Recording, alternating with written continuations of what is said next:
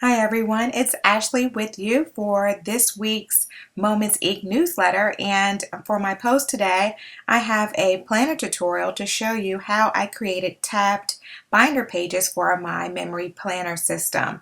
So these images are just still shots of the supplies I used, but I'm going to walk you through the entire process. So this is the Moments Ink binder list die. This is the die here, okay? And what I did was I cut 1 inch. I'm going to show you my ruler right here. 1 inch, see that? 1 inch from the top. And I cut 2 each, 1 in each color. I used Bright Buttercup, Mint Julep, and Stormy Sea for my cardstock colors. And I also cut the white labels as well. So what I'm doing now is just adding some adhesive to one of the tabs and then adhering them together, making sure they meet at the top points. Okay, so just aligning them up here. And what you'll see is, because I am mirroring them, there is some overhang here. So I'm just going to, just had a little bit there I needed to cut off, but I'm just going to cut off that overhang. Sorry, it's a little bit blurry there, but there's just a little piece there I'm just cutting off, and you'll see because there's an overlap section once you die cut 2 and then mirror them back to back. All right, so now that that's done, all of my tabs are die cut. So I have a front and a back side. Okay, so here's the label die that comes with the binder list die, and I die cut them from rustic white cardstock, and those are my other supplies here that I have. And so now I'm going to take the Moments Ink listed stamp set and pick whatever type of list that I want to choose to categorize my pages. So I'm going to start with shopping, and I'm going to stamp it 2 times. So make sure you do it twice, okay? Because you need it for the front and the back of the tab. And this makes it so it is very professional looking, and you can see your tabbed pages whether you're flipping from the front or the back. There's also another option I'll share with you a little bit later. I'm now stamping menu, and then now I'm going to stamp the last section, which is to-do list.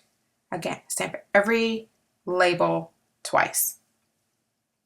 You can stamp directly onto the tabs too if you wanted to, but stamping them onto the tabbed die cuts make it easy so that you can interchange them. You can just simply adhere another label over top, or try to remove it. I think adhering it over top would be easiest, so you wouldn't risk ripping it. Okay, so I'm adhering each of the labels onto the tabs here.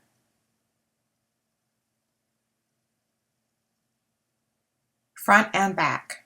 Again, so you can have a professional look and be able to see your tabbed pages, whether you're flipping from the front or the back of your Moments Ink binder.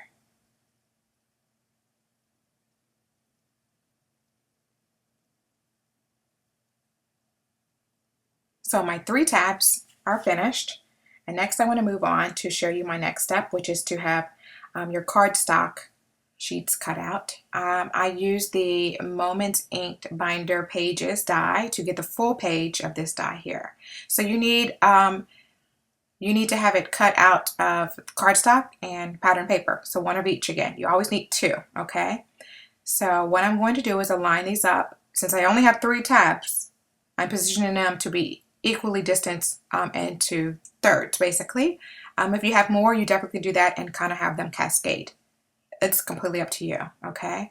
So what you see here is I'm going to make sure that I'm going to line it up properly. So I'm going to get my 3rd tab here, get my Stormy Sea cardstock, and try to align it up properly. All right. Another tip I want to share with you at this point is that when you are adhering your tabs to the solid cardstock, make sure it's on the more unfinished side of your cardstock, because that side is going to be sandwiched in with the pattern paper. Okay, try to talk that step through with you one more time.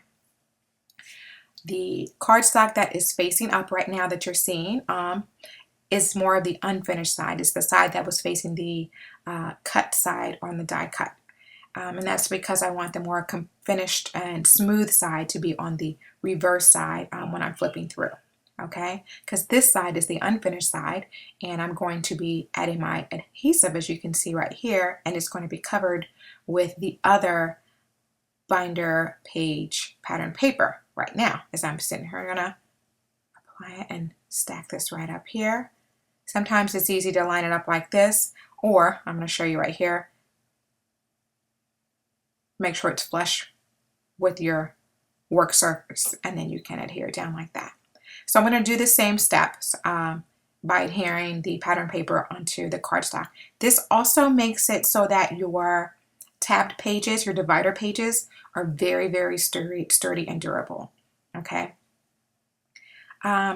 If you do not have the Moments Ink Memory Planner System binder version, and you have the spiral version, the spiral bound version, you definitely can use the same tutorial that I'm sharing with you today. Just flip it out and use your spiral bound dies that coordinate with your spiral planner. Okay, so just because I'm showing this with you using the binder format, don't get discouraged that I'm not sharing the spiral bound version, because you surely can do this as well. Okay, so I have here it's just as how to decorate it. Okay, this is a strip of cardstock. I'm using a solid piece of the Stormy Sea cardstock as a reinforcing edge. As you can see here, this is the binder die here, and this is just a strip, and I cut off it looks like about a ½ inch.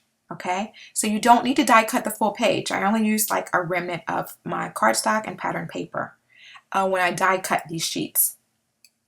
So it's a great way to also use scraps. So not only does it work as a reinforcer for the edge, but it's also decorative. So that's why I use the pattern paper, the polka dot pattern paper, to go onto the solid cardstock side, and then I use the solid cardstock to go on the pattern paper side, just to have some contrast there with the actual design. Okay, so now I'm going to show how I'm just going to add it into a binder. You can use a plain binder and assemble it this way and have a full binder or planner alone. See, you can flip, and it's very professional looking front and back. Okay, the cool thing about this is I could flip this and have the solid cardstock pages facing forward too, because both sides are finished. I also wanted to share with you that you can also put this in your actual calendar version of your binder, and it's not going to take up too much space here by adding a few sheets of paper behind each dividing page. So I hope you enjoyed this tutorial here, and I look forward to seeing that you will also be creating your own tab binder pages. Thanks so much for watching. Have a great day. Bye.